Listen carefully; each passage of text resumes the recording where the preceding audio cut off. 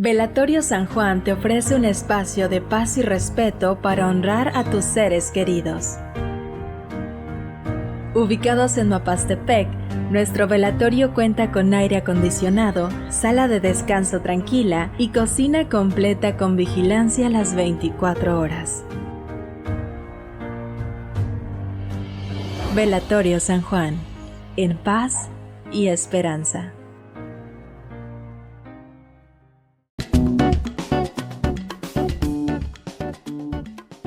Hola, ¿qué tal? Muy buenas noches. ¿Cómo se encuentran? Mi nombre es Susy Rincón y como cada jueves es un verdadero gusto acompañarte aquí en la charla del jueves a través de Publicidad MDS. En esta ocasión y gracias a la magia del internet nos encontramos conectados hasta Colombia con un talentoso artista visual. Él es John Ramírez, que el día de hoy pues nos acompaña aquí en la charla del jueves. Hola John, ¿cómo estás? Bienvenido. Hola, gracias ahí por la invitación y pues nada, vamos a ver cómo se desenvuelve esto. Claro, no, al contrario, gracias a ti por aceptar platicar con nosotros un ratito, compartirnos un poquito de tu trayectoria, tu experiencia y bueno, también vamos a platicar un poquito más de consejos, de propuestas y bueno, de tanto que tenemos que platicar porque realmente tu propuesta es algo y tu estilo artístico es algo que hay muchísima tela de donde cortar, pero bueno, yo ya no me enrollo más, arrancamos con esta charla, arrancamos como bien decimos desde el principio. De entrada, platícanos un poquito, ¿cómo fue que descubriste el mundo artístico? ¿Cuál fue la primera vez que descubriste a lo mejor un pincel, la pintura, los colores? ¿Cómo fue adentrarte en el mundo artístico? Bueno, casualmente hace unos días tocaba esa charla con mi familia porque estábamos hablando de un cuadro reciente que hice, que supongo que por eso fue como el que de pronto me vieron mi trabajo. Y yo les comentaba que cuando estaba bien pequeño no había entrado ni al colegio, a la escuelita, ni nada. Tendría yo que 5 años. Eh, Hay tres cosas que me enamoraron del arte y fue en esa época, o sea, es como que ahí empieza como cuando descubrí que quería aprender a hacer lo mismo. Uno fue, estaba muy pequeño y recuerdo que vivíamos en una finca, mi papá cuidaba una finca así de ganadería y todo esto. Yo era muy fan a los caballos, soy muy fan a los caballos, me encantan. Entonces yo recuerdo que estaba chiquito y estaba yo afuera jugando y tenían un caballo como con la silla y todo eso, entonces yo corrí a mi papá y le dije que si me podía hacer un dibujo de un caballo. Entonces recuerdo que él tomó y me hizo como era como una caricatura. Obviamente no era el que dibujo, pero sí, o sea, podía interpretarse como un caballo. Entonces me quedó ahí como en la mente como, hey, tan chévere como poder uno plasmar algo, ¿no? Entonces normal, ese fue como el primer gusto, el ver la posibilidad de poder dibujar. Luego está mi hermana, que ya vivía yo en la casa, estaba con mi mamá en la casa, estaba más grandecito, tendría yo 6 años, 7 años, y también recuerdo que la vi un día dibujando, entonces para un trabajo de la escuela, y entonces ella estaba dibujando y al pasar la página, pues la presión del lápiz deja el dibujo en la página que está debajo. Entonces yo tomé esa página y comencé a repasarla nuevamente y hice el dibujo que mi hermana había hecho. Entonces recuerdo que mi hermana me dijo que no, que eso era trampa, que así no se valía porque yo lo que había hecho era calcar, ¿no? Entonces me quedó ahí también en la mente como, hey, o sea, no sé, yo soy capaz de hacerlo. Y al lado de esa casa había un vecino que pintaba al óleo, ¿sí? Entonces, no recuerdo cuántos años tendría, estaría muy joven ese muchacho, tendría 20, 22 años. Y recuerdo que yo estaba ahí en la casa de los vecinos cuando vi que estaba pintando en la sala tres caballos corriendo por el mar. Entonces ahí fue como, ya, o sea, es como que, uy, eso me pareció tan increíble porque me gustaban los caballos, me gustaba la posibilidad de plasmar las cosas. Entonces ahí fue cuando yo empecé entonces a dibujar detrás de los cuadernos, detrás de las páginas. Obviamente quería llegar allá, pero ahí se me despertó como esa pasión por el dibujo.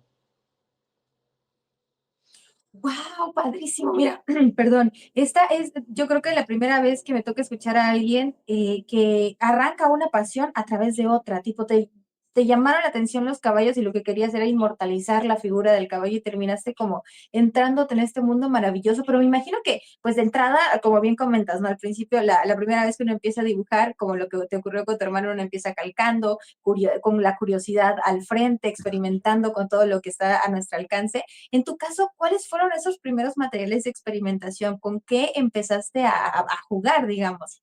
Bueno, es bastante curioso porque normalmente dice que la gente nace como con un talento y, y puede ser cierto como también puede diferir en eso porque a mí me empezó a gustar el dibujo porque vi que otros eran capaces de plasmar el dibujo, lo que veían dibujando. Entonces, eso me parecía bastante interesante.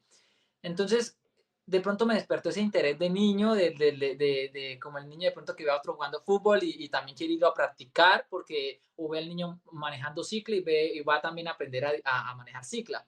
Entonces, ¿qué es lo que surge? Que de pronto, cuando ya estaba yo en la escuelita y demás, yo no tuve, digamos, más allá de lo que te comenté, nunca tuve una formación artística desde esa época hasta los 18 años. O sea, nunca tuve una formación de que fui a una academia de arte, fui a una escuela de dibujo, o sea, yo no asistía a nada de eso porque aparte vivía en un pueblo, entonces no era como que en ese pueblo hubiesen esas cosas que encuentran en la ciudad. Entonces siempre fue lápiz, y te lo comento así, fue como que los lapicitos que tenía, dibujaba siempre en las páginas de atrás de los cuadernos. Y me gustaban mucho las caricaturas. Yo era demasiado, y soy demasiado fan de las caricaturas de Cartoon Network, de los Looney Tunes y todo esto.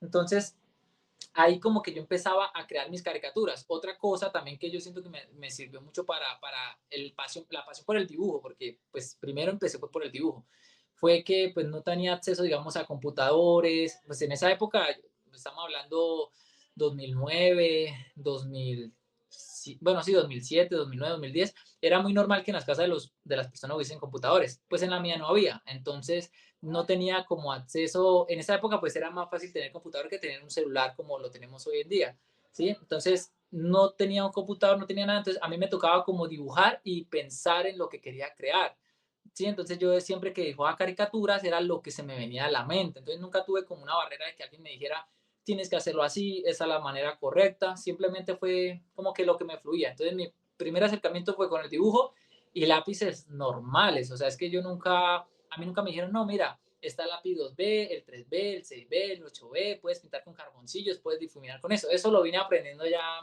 prácticamente muchos años después cuando me vine a vivir a la ciudad, mi mamá se vino a vivir a la ciudad, bueno, o por lo menos a un municipio a 30 minutos de una ciudad grande, que eso es como el área metropolitana. Entonces, ya ahí en el colegio que entré a estudiar, ya el maestro que nos enseñaba de artística era maestro de bellas artes, ¿sí? Entonces, por lo menos ya había un profesor realmente que era como un profesor de matemáticas, él era un profesor de artes. Y ahí él fue el que me explicó como, no, mira, utiliza estos carboncillos, utiliza estos lápices para generar tonalidades más oscuras. Entonces, utiliza este papel porque yo dibujaba en bloc o en las hojas de los cuadernos. Entonces, eso se daña muy rápido. Entonces ahí fue cuando yo empecé como a eso de los 16 años a dibujar con otro tipo de lápices, a dibujar en papeles especiales para dibujo. Y fue hasta los 16, imagínate, ese salto hasta los 16 que empecé como a experimentar ya con otro tipo de lápices. Ok, ahora sí comenzamos, pues vaya, con lo que hay al alcance de nuestra mano. Y bien, comentas algo muy interesante y que realmente lo podemos ver en tus pinturas, que es que no tenías como ese sesgo, ¿no? Esta limitación de no puedes hacer eso, no lo hagas así, este material con este no. Y como que siento que eso te lleva como de alguna manera a experimentar, a explorar por ti mismo y a darte cuenta, a base obviamente de prueba y error, qué cosas van con otras y qué cosas no funcionan tanto. Me refiero más que nada a la compatibilidad que pueden tener ciertos materiales, ¿no? Sobre todo hablando de la técnica que utilizas hoy en día, que es mezclando acrílico y aerógrafo, que son dos técnicas que, híjole, por estos lugares, bueno, aquí hablando de la charla, muchos artistas tienen a la acuarela como una de las técnicas más complicadas. Personalmente, el aerógrafo se me hace una cosa más complicada todavía y el acrílico por el tiempo de secado y tal tiene también ahora sí que su chiste, su manera de manejarse. ¿Cómo es, o bueno, en qué momento de tu formación como artista, ya cuando comenzaste como a explorar otros tipos de materiales ya especializados para la creación artística, cómo fue experimentar hasta el punto de dar con la técnica que te funciona, con lo que vemos hoy día en tus obras? Bueno, surge algo interesante en todo esto y es que a mí cuando me preguntan por qué terminé siendo artista, yo no puedo dar una respuesta más allá de que terminé ahí. O sea, fue como haz de cuenta una bolita y se fue para aquí, de allá para allá, o sea, para donde cogió. O sea, yo terminé aquí y no supe cómo, porque resulta que yo nunca tuve, como te decía, nunca tuve una formación con un maestro. Eso me permitió a mí, pues, hacer todo lo que yo quería a la hora de dibujar, sin que nadie me dijera, hey, está mal, hey, se hace de esta manera. Hubiese sido interesante de pronto, pero a mi manera lo que me hizo fue como desarrollar más la creatividad y solucionarla como podía. Entonces, pasa que yo a los 14 años, yo tuve un amigo, conocí un amigo que él tendría que 18 años y él hacía aerografía. Entonces yo, ahí es donde empieza este mundo de ya que yo digo, hey, tan bacano, o sea, me parece espectacular y me parece igual lo que tú dices, una técnica supremamente complicada. Entonces yo iba a la casa de él y yo decía, hey, pero eso está una locura, o sea, eso no se ve como cuando pintan con pinceles, porque se ve degradado, se ve, o sea, parece una impresión. Pero, vuelvo y te digo, o sea, tenía 14, 15 años, no tenía ni el presupuesto para pagar un curso de aerografía, menos para comprar un aerógrafo. Entonces fue como que, hey, bacano, chévere, y lo admiraba muchísimo. Y nada, cuando ya terminé el colegio, a los 17, 18 años, fue como que no sabía qué hacer, ¿sí? O sea, era como, ¿y qué hago? O sea, ¿qué estudio? Entonces, por ahí mi mamá me decía como, bueno, yo le ayudé a usted con el estudio, ya pues de aquí para arriba, eh, como usted pueda, intente estudiar, trabajar y estudiar, ¿sí? Entonces, yo dije, ve, pues empecé a pasar hojas de vida a muchos lados, a muchos empleos, y pues nadie me llamaba, entonces yo dije, hey, yo quiero hacer un curso de aerografía, ¿sí? Entonces recuerdo que no tenía nada de dinero, no tenía plata, nadie me contrataba, es que fue una época como muy dura, y entonces yo le dije a mi mamá, venga, yo quiero hacer un curso de aerografía, sí, pues no estoy haciendo nada, el curso valdría en pesos colombianos como $100, ¿sí? Estamos hablando 2016. O sea, eso para mí representaba mucha plata. Y entonces ahí fue cuando entré como al mundo de la aerografía, hice el curso y me enamoré de la pintura, me enamoré del color y empecé a pintar. Aparte no tenía compresor, entonces eso también otra historia larga porque tardé 2 años en comprarme un compresor porque no tenía el dinero para comprar. Entonces era como que un amigo me prestaba el compresor, iba y pintaba. Me pedían el compresor y quedaba yo así como varado porque no podía pintar. Entonces, ese año 2016, bueno, también hice el curso de aerografía porque yo quería ir a estudiar era diseño gráfico. Solo que en Colombia, bueno, sí, en Colombia y en la ciudad en la que estoy, que es Bucaramanga, diseño gráfico se me salía de mi posibilidad económica, aparte porque no había en mi ciudad una universidad pública que tuviera esa carrera para yo aspirar a estudiar, era privada, entonces nada, no pude, hice el curso de aerografía, me enamoré de la aerografía y luego a final de año me enteré de la carrera de artes plásticas y visuales. Entonces, para el 2017, bueno, para finalizando el año, decidí matricularme, era paga, pero valía menos, valía la mitad de lo que valía la otra. Si la mía valía 2 salarios mínimos, diseño gráfico valía 4 salarios mínimos en Colombia. Entonces, imagínate, no tenía ni un trabajo para ganarme un salario mínimo, pero entonces me matriculé y recuerdo que con miedo también yo dije, no, pues ya toca hacer el esfuerzo y me voy a endeudar y me fui al banco ya que me prestaran para el primer semestre.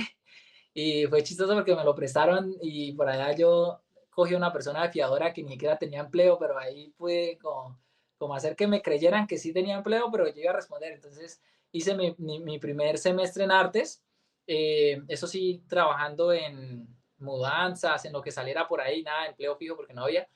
Y ahí entonces entra la nueva etapa porque conocí el muralismo, ¿sí? Entonces, lo que yo hoy hago no es como que simplemente lo hice ya, no, es un proceso que ha venido uniéndose y bueno, y es lo que hoy realizo. Entonces, en el 2017 entré al muralismo a final de año, estudiando, estaba en segundo semestre de artes plásticas, pero fue como que salió una convocatoria y yo no iba a participar porque no pagaban. Entonces yo dije, no, es que si no pagan, en serio que yo no puedo trabajar, yo no puedo parar 15 días porque tengo que pagar cuotas del semestre y a mí nadie me va a regalar la plata. Entonces como que lo descarté, pero luego un compañero me dijo, hey, no, parce, si están pagando y pues muy de buena yo que habían cerrado la convocatoria, pero la extendieron 2 días más, presenté mi portafolio y ahí empecé mi mundo con el muralismo, pero el choque fue que yo sabía pintar con aerógrafo, pero con pinceles no era tan bueno, o sea, era como que sí, como que no. Entonces ahí empezó el mundo del muralismo, el muralismo me abrió los ojos a pintar a grandes formatos, soltar tantico la aerografía y entrarme como en ese mundo del diseño. Y ya, y desde el 2017, te comento, del 2017 al 2020, del 2017 al 2020 más o menos, me dediqué full al muralismo ahí nos cayó pandemia, entonces fue como que no me salía a trabajo, me gasté todo lo que tenía porque estábamos encerrados y yo dije, ve, yo tengo descuidado lo de los cuadros, muy descuidado, yo no hago cuadros, no vendo cuadros, entonces ahí como que empecé a explorar ese mundo de los cuadros nuevamente. Se acabó pandemia y ahí viene lo más interesante de que yo ya estaba cansado de pintar lo que los clientes me dijeran. Entonces era como que píntame una hamburguesa, píntame esto, píntame aquello. Y yo dije, no, es que yo quiero pintar algo que me guste, ¿sí? Entonces venía, para el 2020 yo ya había aprendido a dominar los pinceles. Entonces yo ya pintaba con brocha y pincel y ya me salía mejor. Entonces en esa etapa de pandemia me enfoqué en mezclar técnicas. Entonces yo dije, bueno, vamos a hacer algo. Ya que estoy encerrado, me voy a poner a pintar formatos pequeños de no solamente ilustración.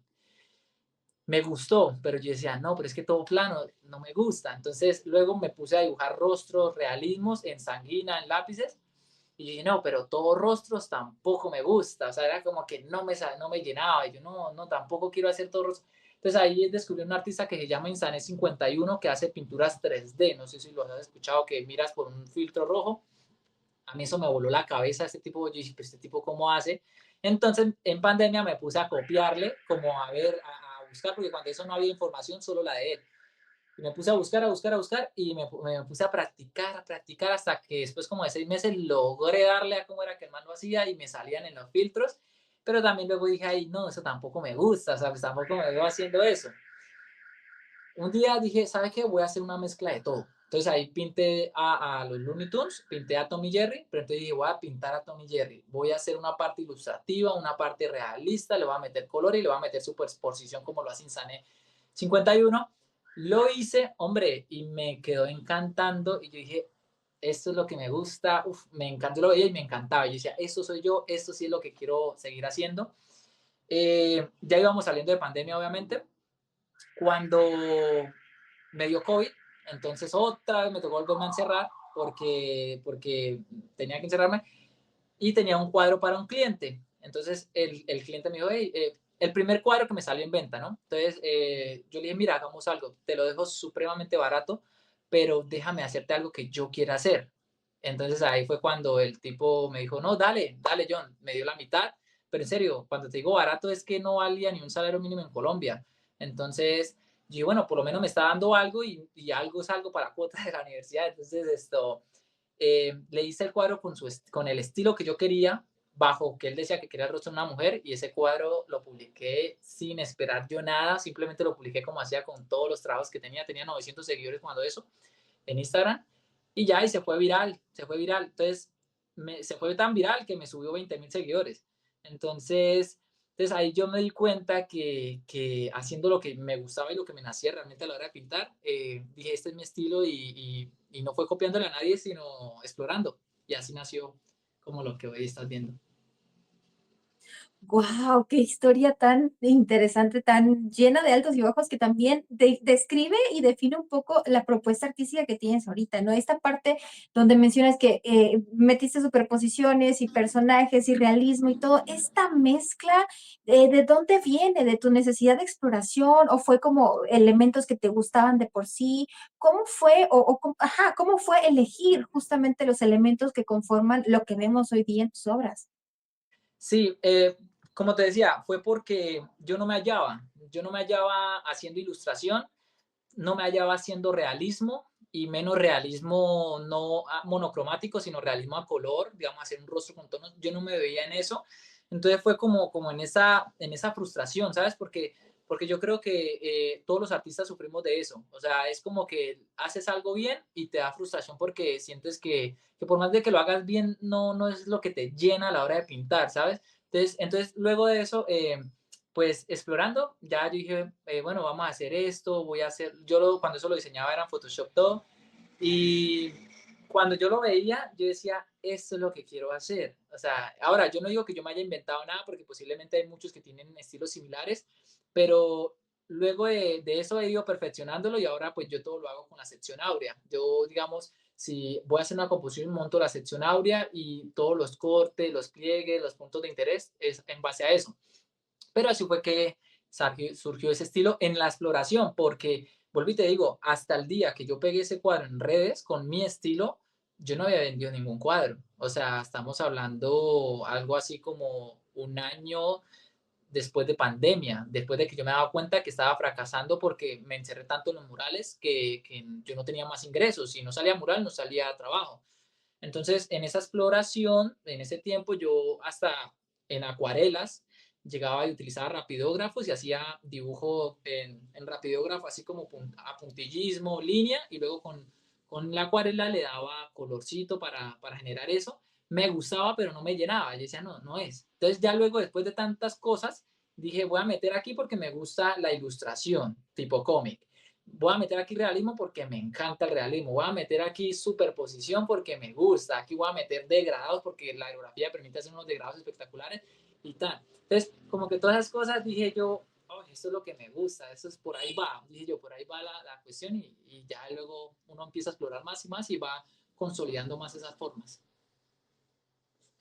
Sí, claro, conforme lo vas poniendo en la práctica, conforme vas agregando y modificando cositas, va formándose, digamos, no por sí solo, porque obviamente trae un montón de trabajo detrás, el estilo que manejas ahorita, pero justamente hablando de ahora sí que ya encontraste tu lugar, tu estilo, tu marca, porque realmente uno ve tus cuadros y sabe que es un John Ramírez. Es muy difícil encontrar un estilo que al mismo tiempo sea la firma del artista y ahora que lo lograste, bueno, considero que lo lograste porque tienes un estilo, como bien mencionas, bastante único que no puedes como, o sea, lo ves y no tienes como referencias inmediatas, no te recuerda a ningún otro artista. Es una propuesta, un estilo bastante único. Ahora que ya lo tienes, por decirlo de alguna manera, que ya encontraste la fórmula, ¿cómo es formar o llevar a cabo pues cada una de tus obras? ¿Cómo es tu proceso creativo? Sí, bueno, hay varias formas. Siempre, digamos, cuando se tratan de trabajos comerciales, yo lo que hago es que escucho al cliente, lo escucho, le digo, bueno, cuéntame, ¿de qué trata tu marca? ¿Cuál es tu concepto? Ellos me hablan, me narran, a veces me dicen cómo lo lograron, ¿sí? Entonces, en base a la historia que me da el cliente, yo ya tengo como unas ideas de, bueno, y aparte, porque eso es otra cosa. eh, una vez yo desarrollé ese estilo y te digo que yo, digamos, venía de unos años cansado hacia atrás de estar pintando lo que la gente me pedía.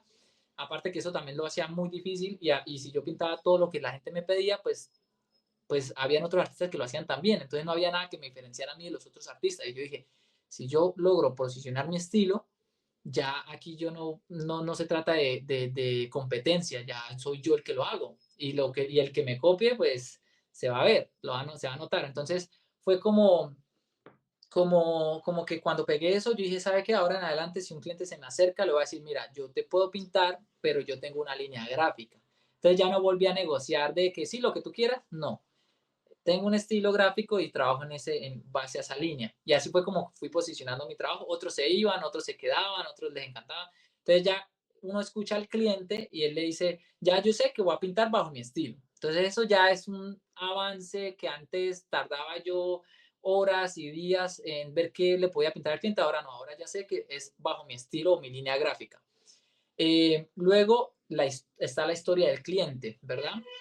Entonces ya empiezo a, a bocetar. Entonces empiezo a bocetar, yo le digo al cliente, bueno, mira, vamos a hacer algo, yo te voy a enviar un boceto a ti y el boceto es en línea como un dibujo, ¿sí? Pero en el iPad de manera digital y hago el dibujo. Entonces un ejemplo, te voy a poner, aquí va un tigre, de aquí el tigre se desenvuelven muchas cositas, salen unas aves, acá sale un lettering. Entonces yo lo empiezo como dibujado y yo le digo, mira, si te gusta, pasamos a dar ya color, realismo, forma, ¿sí? Si no te gusta la composición, es aquí donde me tienes que decir, quita el tigre, ponme un elefante, quita el elefante, ponme un rostro. Yo, sí, aquí es donde puedes hacer las modificaciones. Entonces, cuando ya ellos me han dicho, no sé, no me gustó, hazme otro boceto, pues le hago otro bocetico rápido, no me tardo mayor cosa en haciendo la composición y ellos me lo aprueban. Entonces, hasta ahí ya no me pueden volver a pedir modificaciones. Yo soy muy claro y muy tajante con eso. O sea, ya las siguientes modificaciones que les voy a mandar es ya el diseño terminado. Aquí el elefante, aquí las aves, aquí la letra. Me pueden hacer modificación por forma, o sea, por color. Entonces, como que me digan, mira, de pronto no me gusta el amarillo, no me gusta el turquesa, ajustémoslo a esta paleta de color más de la marca y ya. Entonces, ahí ya es como la segunda fase y así me ahorro muchísimo tiempo Porque antes, pues vuelvo y te digo, es que eso es en la experiencia. Yo llevo 9 años en esto y muchos años trabajé de la manera de que, sí, yo te hago el diseño, entonces yo empezaba a diseñar y lo presentaba, no, no nos gustó, entonces bueno, perdí el tiempo haciendo todo eso y ya te presento otro y así. Entonces era más complicado. Y así es como suelo trabajar, escuchando al cliente, eh, haciendo una narrativa también. A mí me gusta es contar como historias, no importa si son de manera simbólica, ¿sí? O sea, como, no sé, el tigre representa algo, el elefante representa tal cosa, las flores, o sea, lo hago de manera simbólica, me gusta trabajar en eso cuando se tratan de murales para clientes, ¿no? Que normalmente siempre tienden a ser murales muy grandes y tú no puedes salir solamente con un rostro gigante, un león gigante, no, tú tienes que buscar la manera de hacer toda una composición. Claro, claro, ahora sí que son trabajos que requieren como, pues sí, en un nivel mayor de complejidad, sobre todo porque no solamente juega tu propuesta, sino también lo que el cliente está pidiendo, lo que el cliente necesita para ese mural, ¿no? Pero oye, nos acabas de pasar un tip muy bueno para todos los creativos que trabajamos de manera independiente, que es establecer específicamente cuáles son las modificaciones que se pueden hacer en tal parte del proceso. Yo creo que nos acabas de ahorrar muchísimas horas de trabajo a muchos, porque sí, como bien comentas, muchas veces a la hora de hacer alguna comisión o de trabajar con pues terceras personas, es el proceso de modificación de quítale acá, ponle allá, y tú ya pasaste esa parte, o sea, te pudieron haber dado ese feedback muchísimo antes, y esta manera de trabajar, la verdad es que personalmente me quedo con ese tip, y también me queda como esta otra duda, cuando son obras de tu autoría, cuando son cuadros que vienen completamente de ti, ¿cómo es este proceso? ¿Cómo pasas la idea al lienzo o al mural? Bueno, eso sí es más interesante porque, digamos, no suelo hacer, normalmente la gran mayoría de los murales que hago tienden a tener intervenciones de otras personas, ¿sí? Ya sea de la persona, la gente que contrata o los parámetros de la convocatoria, como no, mira, tenemos que tocar sí o sí el tema histórico de esta ciudad o algo. Pero no pasa tanto cuando son los cuadros, porque cuando son los cuadros hay dos formas de trabajarlo. Uno es que, digamos, tú me pides un cuadro, pero tienes un tema que te encanta, un concepto que te apasiona, y en base a eso yo te creo una obra, ¿sí? Y es válido como obra. Ahora, cuando se trata de mí, entonces de mi trabajo, de lo que yo quiero expresar, ya va en base a la experiencia. Yo siempre he dicho, a ver, a veces cuando tú perteneces a una etnia, cuando tú perteneces a alguna comunidad, sí, que tiene mucho peso, no es que sea fácil, pero tienes un concepto grande de dónde agarrarte, como que son mis raíces y mis raíces. Yo no tengo raíces de nada. Entonces yo tuve ese choque en la carrera porque yo decía, bueno, este man pinta porque pertenece a tal etnia y bueno, sí, pero yo qué hago, o sea, yo de qué voy a hablar. No tengo un concepto, no tengo nada, o sea, entonces yo dije, no, sabes qué, yo voy a pintar lo que a mí me guste, lo que a mí me llene y me importa si al otro, si tal dice que eso no es arte, no, a mí lo que a mí me gusta y voy a pintar bajo mi experiencia, mis cosas vividas. Ya, es lo que yo puedo hablar. O sea, no sé, quizás no puedo decir hablar de violencia porque quizás no la viví, ¿sí me va a entender? Y sería como adoptar un tema solamente para darle un concepto a mi obra y que tenga, entre comillas, peso. Entonces, como que, pues yo no me hallo por ese lado y no quiere decir que esté mal, pero yo no me hallo por ahí.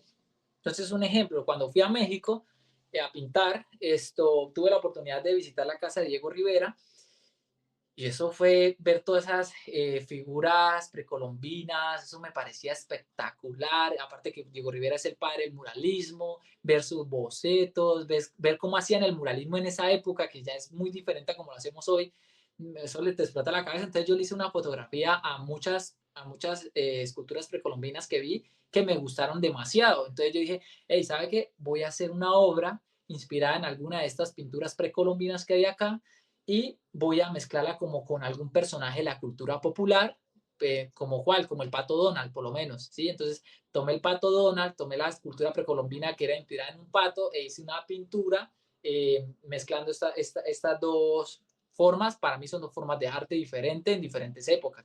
Entonces las mezclé y su estructura la hice en madera, la hice silueteada, no la hice totalmente cuadrada, y así nació esa obra, muy de lo que yo quería hacer y de lo que viví en ese viaje a México. Y ya, entonces ya pues simplemente las pongo que están disponibles porque no trabajo con galerías por ahora. Y lo curioso es pues que como que las publico y siempre sale alguien que las quiere comprar. No, pues cómo no, la verdad que tienes piezas maravillosas, muy interesantes, que de primera vista son de esas pinturas que volteas a ver desde el momento en el que las ves con el rabillo del ojo, porque están llenas de color, llenas de forma, tienen muchísimos, mientras más las ves, más descubres, y eso me parece súper interesante, que también es otra cosa que te quería preguntar, ¿cómo haces, o bueno, cuál es el proceso fuera, obviamente, de las comisiones, para elegir tanto los colores como la forma, la composición, los elementos? ¿Cómo es encajar, digamos, lo que vas a ilustrar con cómo lo vas a ilustrar y el mensaje que une estos dos elementos? Cuéntanos un poquito al respecto. Bueno, eso es un poco como te mencionaba anteriormente, o sea, en base a eso, pues me gusta hacer mis propias fotografías. Eso es una forma de crear tu propio trabajo. O sea, a veces digo como no se aferren tanto a las fotografías que encuentran en internet y ojalá las puedan hacer ustedes mismos para que también tenga un poquito más de peso y no sea como, googleo un gato y ya, y mire, salió el gato que utilizó John Ramírez en su cuadro, ¿sí? Entonces, en lo posible, generar sus propias fotografías, ¿sí? Eh, en la composición, pues yo te digo que cuando yo descubrí mi estilo, o bueno, cuando ya empecé a posicionarlo, las formas, los círculos, no tenían como una intención, ¿sí me va a entender? O sea, era como que yo decía, acá hago un círculo, acá hago un cruce porque me parece que se ve bien. Pero con el tiempo dije, hey, no, esto lo puede hacer todo el mundo. Entonces dije, no, voy a empezar a darle más sentido a esa composición. Entonces siempre me ha gustado la sección áurea, la proporción divina. ¿Sí? Entonces fue como que voy a utilizar siempre la proporción áurea para generar la composición y donde la ponga y donde haga el espiral, ahí voy a poner algo que sea relevante, sea que conecte con la mirada, sea que si pongo, digamos, aquí el pato y aquí esto, entonces la esfera pase por la espalda, de la espalda conecte con la cara de la caricatura, y ahí va, y luego monto otra vez la sección áurea y continúo como todo ese recorrido. Y así es que suelo hacer siempre mis composiciones para que tengan una intención, para que no simplemente sea como que, tiré una línea aquí y la crucé por aquí y bien, ya, hago el corte, ¿no? Entonces, eso por ese lado. En cuanto a la paleta de color, surge que me gusta mucho, digamos, yo sigo muchos artistas en Instagram y me gustan las paletas de colores saturadas, pues sí, como entre pasteles y saturadas, pero me gusta mucho la mezcla que se pueden hacer entre dos colores. Un ejemplo, entre un azul y un rojo, sí, como el que tú tienes en el fondo, ¿sí me van a entender? Es como que si tú los mezclas, ellos al cruzarse van a generar un morado, ¿sí? Entonces, esa transición limpia me gusta. Entonces, yo como que no es como que tenga una paleta de color específica, pero sí sé que tienen que mezclarse y al mezclarse tienen que generar una transición bien bonita, un color bien pulido, porque un ejemplo, si de pronto coloco un celeste y voy y hago un degradado con un negro, pues ese degradado se va a ver sucio, se va a hacer como un poco atractivo. Entonces, son cosas que tengo muy presentes a la hora de diseñar. Entonces, lo primero que hago, la composición. Cuando ya tengo la composición, paso a la paleta de color. Y cuando ya tengo la paleta de color, paso a hacer los cortes, por donde los quiero, por dónde van a pasar. Luego ya tengo todo como la imagen y sabes que no me gusta todo realista. Entonces como que digo, bueno, voy a dejar esta parte aquí, le voy a dejar realismo, pero esta parte aquí quiero hacerla tipo cómic, para darle más fluido. Entonces ahí empiezo ahí sí ya me toca dibujar, o sea, ya manualmente, ahí ya no es como que, cojo esto y lo paso aquí a la inteligencia artificial y ella me lo hace y vengo y monto, no, ya me toca hacer eso. Me apoyo también de la inteligencia artificial. Hay veces que necesito de pronto una imagen de un león rugiendo en super calidad y no la encuentro en Pinterest, en Google, entonces la genero por inteligencia artificial, pero luego tengo que pasarla al iPad y del iPad ya empiezo el proceso, borrar fondo, cortar aquí, poner allá, esto no me sirve de la imagen, esto sí me sirve, y así es como todo el proceso para llegar a la composición. Ok, buenísimo. Nos acabas de compartir, bueno, ya habías mencionado un poquito sobre cómo utilizas la proporción áurea para darle, vaya, trazar este recorrido que lleva al espectador, que de entrada te llama la atención una cosa y como te mencionaba hace ratito, mientras más la vas viendo, más detalles aparecen. Y ahora que mencionas que aplicas esta técnica para tu composición, tiene muchísimo sentido. Y además, bueno, aparte, el uso de inteligencia artificial, que bueno, es un tema un poquito controversial, sobre todo cuando hablamos respecto a las artes, que es algo que también me gustaría tocar en un futuro.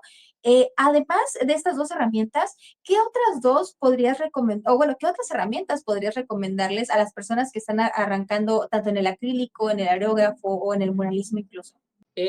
Uno, pues, a ver, sí, la inteligencia artificial hoy por hoy, o sea, antes a uno le tocaba buscar imágenes, si no las tenía uno a la mano, imágenes de Google y sentarse uno a componerlas y armarlas. Entonces, ahora, pues, la inteligencia artificial nos da un plus y es que la imagen que necesito nos la genera. A veces yo siento que las imágenes generadas por inteligencia artificial son muy vacías, son muy, como carecen de espíritu, como de alma. Entonces, yo lo que hago es que digo, bueno, es como en su época atrás, cuando surgió la fotografía, ay, mataron al artista, el arte está muriendo, ya no va a ser lo mismo, ¿verdad? Pero luego pasa que mientras antes los artistas tenían que dibujar viendo o aprendiendo a la perfección la anatomía, ahora tenían una herramienta que era la fotografía, es decir, hey, ya tomo la fotografía y voy pintando y voy haciendo. Entonces, la inteligencia artificial es lo mismito, o sea, es lo mismo. Simplemente generen imágenes, apóyense de eso y tener claro que si tú quieres ser un artista y quieres ser, vivir del arte, o como dicen otros, del oficio del arte, porque a veces dicen que el oficio del arte es una cosa y vivir del arte es otra. Entonces, a mí eso me da igual. A mí lo que me importa es ser feliz con mi habilidad y que me paguen y eso está bien y eso no hay por qué uno decir, uy, no, ¿cómo así no?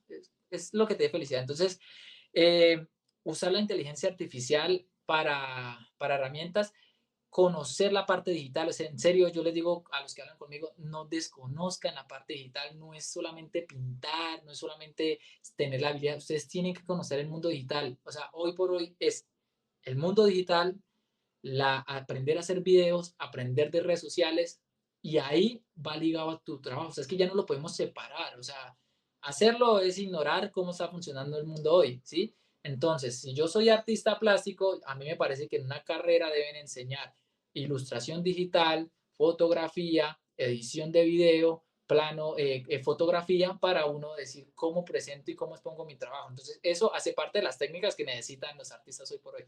La inteligencia artificial y nada, pues ahí sí como con lo que se sienta más cómodo, si con iPad o con computador, porque en lo personal yo trabajé muchos años con computador, con mouse. Luego me pasé unos años con tablet digitalizadora, ¿no? Que tú vas dibujando acá y va saliendo en la pantalla. Y luego me pasé al iPad. Y yo me quedo con el iPad. O sea, yo ya no cambio el iPad por un computador, a menos de que, no sé, toca hacer algo ya supremamente estilo cine, bueno, por ahí ya el computador es necesario. Pero mientras tanto, el iPad para mí, o sea, lo cargo a todos lados, diseño en todos lados, tengo las aplicaciones de inteligencia artificial. Bueno, eso es como mi concepto. Claro, completamente, no pelearse con la tecnología, porque al final es eso, es una herramienta que nos facilita muchísimo la práctica, ¿no? El oficio de artista. Lo que mencionabas hace ratito, ¿no? Cómo era el muralismo antes, que por ejemplo, ahorita muchos muralistas utilizan la técnica de pintar figuritas o poner cintas en distintos, de manera aleatoria en el muro y luego tomar una foto y hacer una sobreexposición para poder ver cómo va a quedar la ilustración en el mural. Y eso pues ahorra muchísimo tiempo de boceto, sobre todo.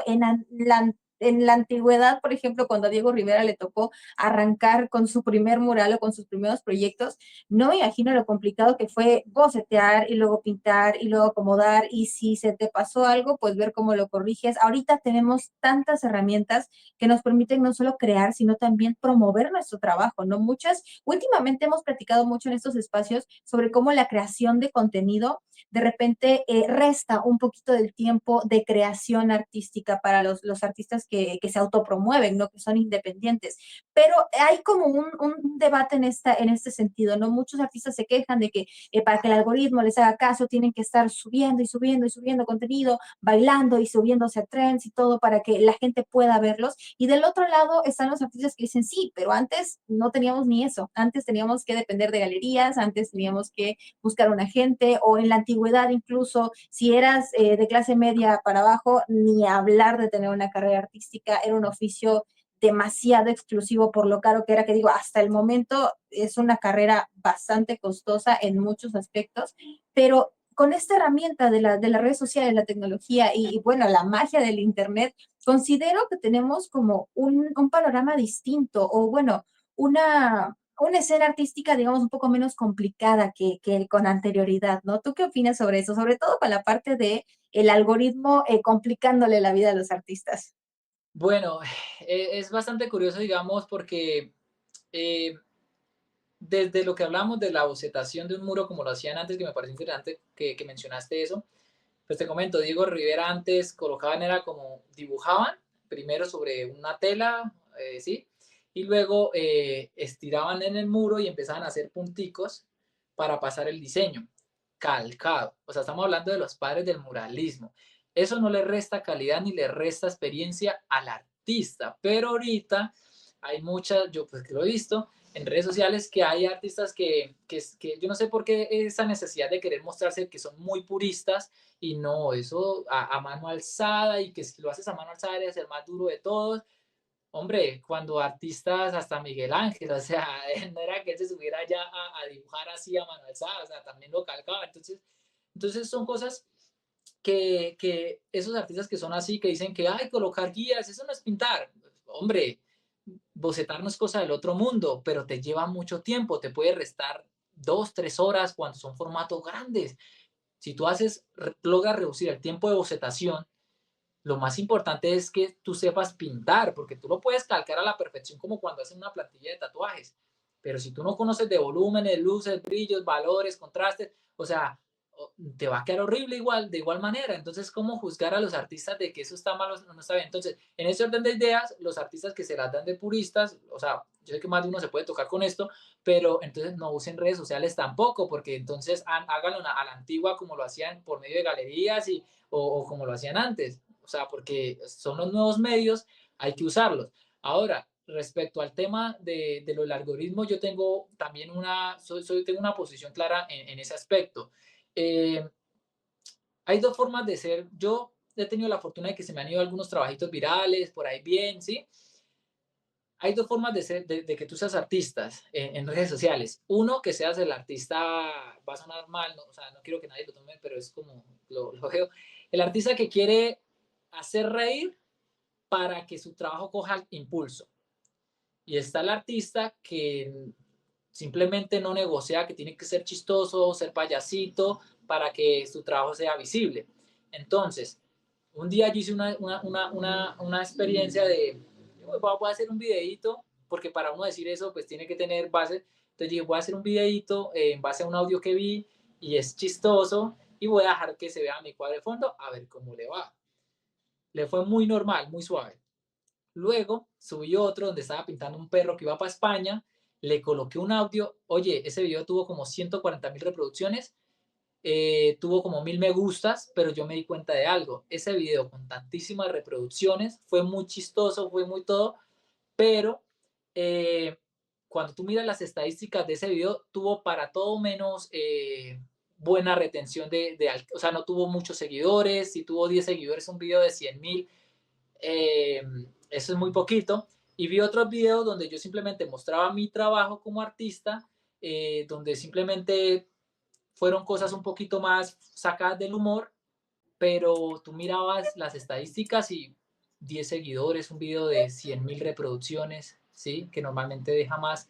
Luego habían videos donde yo hacía mi proceso pintando normal, quizás hablando un voz en off o colocando un videito un poco con un audio de Instagram, pero entonces más direccionado al arte, ¿sí? O más de pronto motivacional. Te lo coloco así, 30.000 seguidores, 30.000 reproducciones, 100 seguidores. Entonces ahí que noté, yo dije, quiero ser el artista payasito que voy a hacer reír con mi arte, pues sencillamente estoy haciendo es un contenido de entretenimiento. ¿Y cuál es el contenido de entretenimiento? Que tú estás mirando, ay, sí, hey, y no vas a seguir, simplemente te pareció chistoso, le diste me gusta y pasaste. Porque es entretenimiento, no es de valor, es parodia, ¿sí me van a entender? Versus Claro. cuando tú estás mirando un video y resulta que ese video, la persona está aportando algo de valor, el artista está aportando algo de valor, y entras dice, hey, te genera curiosidad y entras a mirar el trabajo, porque si pues, vamos a mirar qué hace el mal, o qué hace ella, qué hace, ¿sí? Entonces, para el algoritmo, yo digo, tienes que saber qué quieres hacer. Yo no negocio, porque de hecho te lo juro que yo dije, voy a hacer la prueba con esos dos videos, a ver, te lo digo, uno se fue con 100.000, el otro con 30.000, pero el de 30.000 me trajo más resultados. Entonces, sí es importante que como artistas manejemos las redes sociales por todos lados, pero sepas bien lo que quieres hacer. Entonces, un ejemplo, hace poco que pinté a mi mamá, que hizo un cuadro que también se fue muy viral desde mi mamá, yo dije, voy a hacer lo que yo quiera hacer, voy a colocar un texto que yo quiera hacer y si esto es bueno, se va a ir viral y si no, no. Y ni siquiera mirando la hora, porque a ti te dicen, publica en este horario, publica en este otro horario. Y en serio, te lo juro, a veces eso tampoco, o sea, ya ni siquiera están funcionando las redes así. O sea, si yo lo publiqué el domingo a las 9 de la mañana, cuando a mí ChatGPT me decía que mi mejor promedio y mi audiencia estaba más conectada entre miércoles y jueves.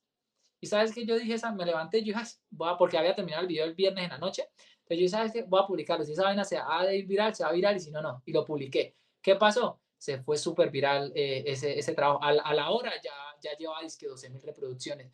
Entonces, pero porque yo hice un contenido de valor, porque la gente te escucha y dice, vamos a mirarte lo que hace el man. Me parece curioso. Entonces, es importante. Así es como debes trabajar el algoritmo. O sea, no tienes dos opciones, o ser el gracioso o dar un contenido de valor. Ya, y en caso del arte, ¿no? En el caso del arte. Claro, totalmente. Eso es una de las cosas que tienen las redes sociales, que son tan flexibles que pueden ser tan útiles como destructivas al mismo tiempo, ¿no? Y depende de cómo las utilicemos, de cómo las encaminemos, ¿no? Porque también de repente como que uno tiene esta visión pesimista de que, ay, no le estoy pegando, ni un video sube de los 10 me gustas, la gente no me está haciendo caso, me voy a tener que poner a seguir trends, a hacer tal cosa. Y la cosa, bueno, como bien mencionas, las redes sociales ya ahorita ya no están funcionando como nos habían enseñado en algún momento los influencers de marketing de TikTok, ya están funcionando de diferente manera y también depende mucho, bueno, como ya utilizan servidores o filtros, digamos, con inteligencia artificial, muchas veces filtran las imágenes, ya no tanto el contenido. Entonces, muchas veces vemos, no sé si te ha tocado de repente alguien maquillándose o haciendo alguna manualidad o haciendo cualquier otra cosa y el audio dice algo completamente diferente, ¿no? Como que están hablando de temas distintos. Y muchas veces este tipo de bugs, digamos, o de glitch que tienen algunas redes sociales, los podemos utilizar, pero como bien comentas, es necesario planear estratégicamente, establecer cuál va a ser el estilo y la manera en la que queremos que nos vean el resto de la comunidad, tanto artística como consumidores, ¿no? Porque también es importante mencionar que las redes sociales nos ayudan muchísimo a colocar obra, a darnos, no solo a darnos a conocer, sino también a vivir del oficio del arte, como bien comentabas.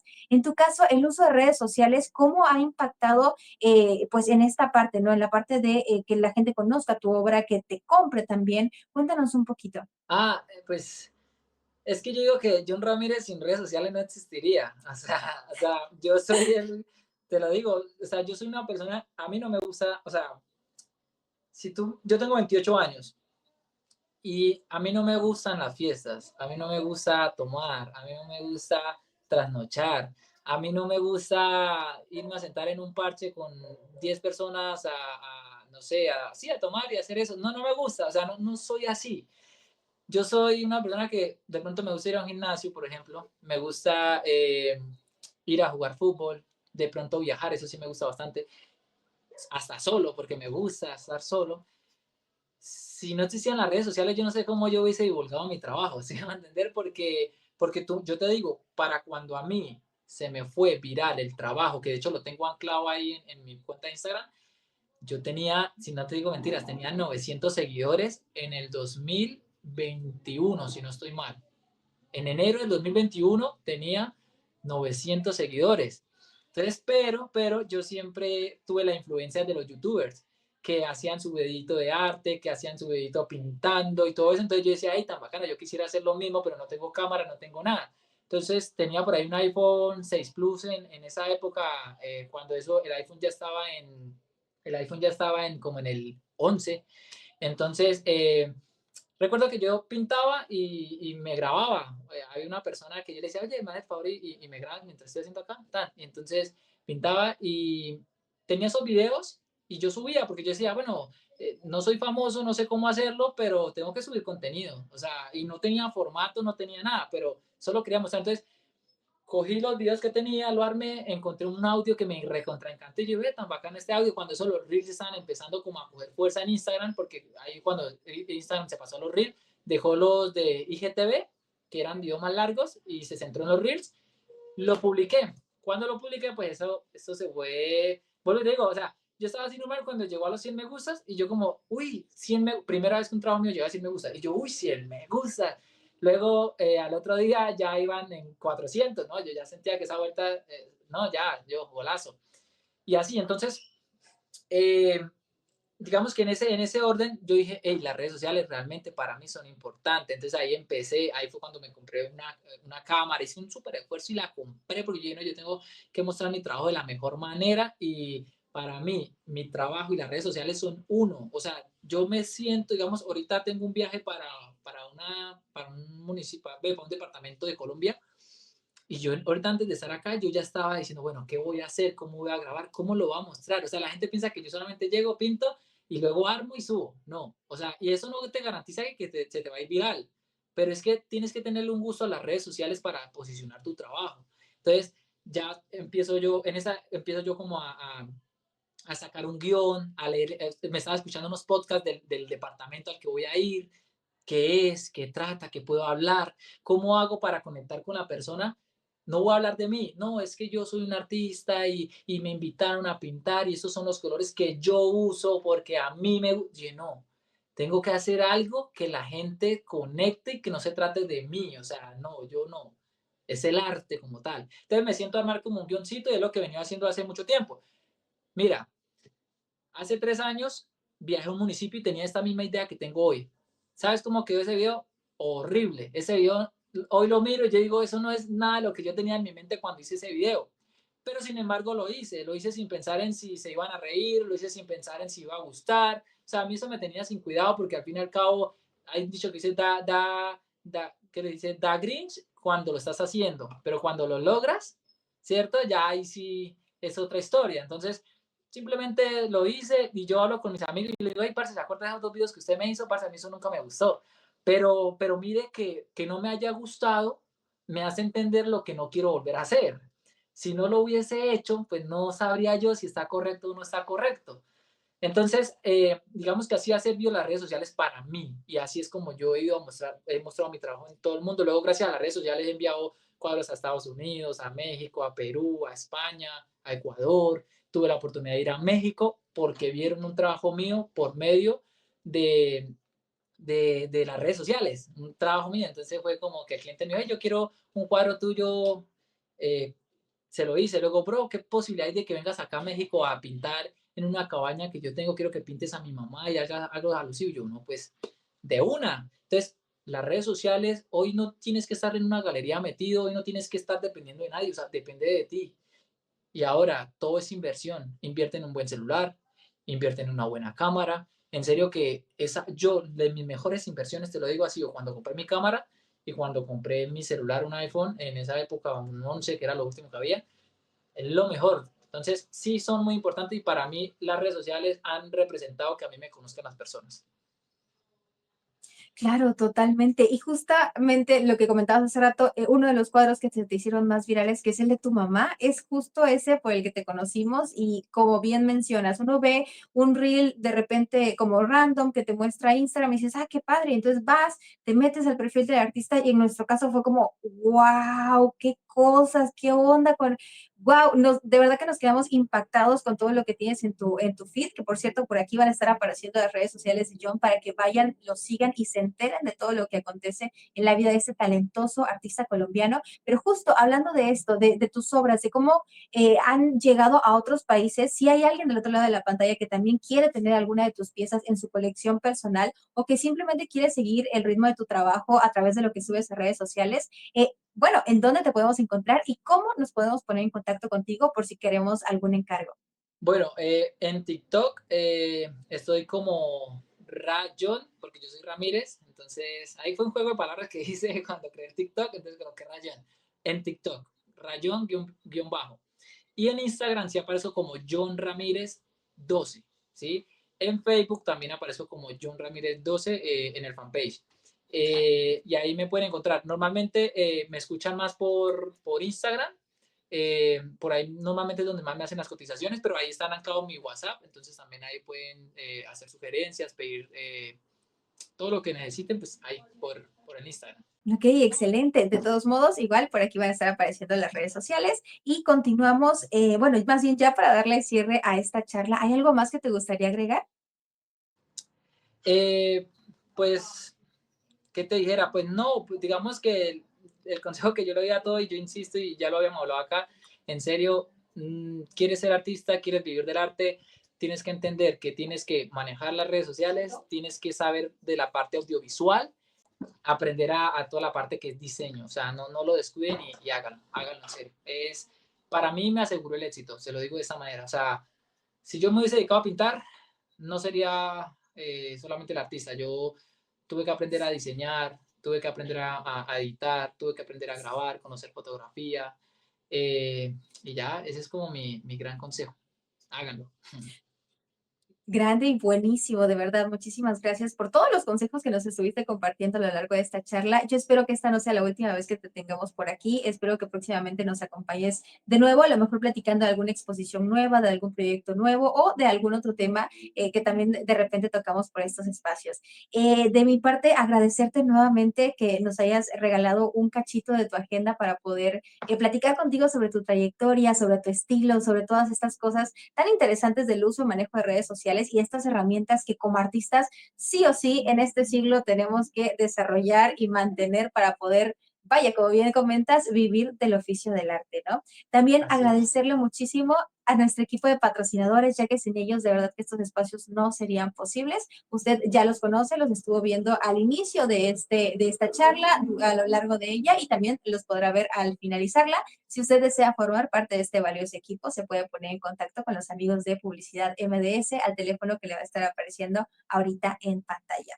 De mi parte, nada más que agregar, mi nombre es Susy Rincón y como cada jueves fue un verdadero gusto acompañarte aquí en la charla de jueves. Y nos vemos en el siguiente. Chao. Chao, chao. Esto fue una producción de Publicidad MDS.